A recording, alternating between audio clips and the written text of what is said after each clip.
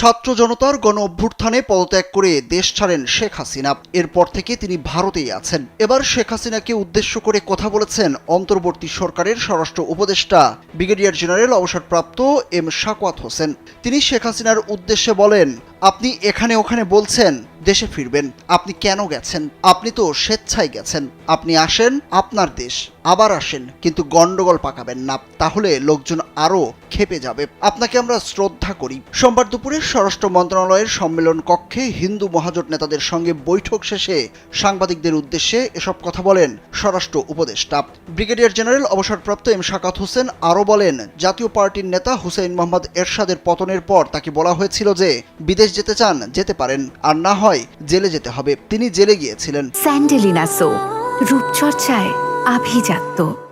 আপনিও ফিরে আসুন, দেশকে অরাজকতার দিকে ঠেলে দেবেন না, দলকে পুনর্গঠন করুন নতুন মুখ দিয়ে। স্বরাষ্ট্র উপদেষ্টা বলেন, কোনো পলিটিক্যাল পার্টিকে ব্যান করা উচিত নয়। এসব করা হয় উদ্দেশ্য হাসিলের জন্য। জঙ্গি সংগঠন হলে ভিন্ন কথা।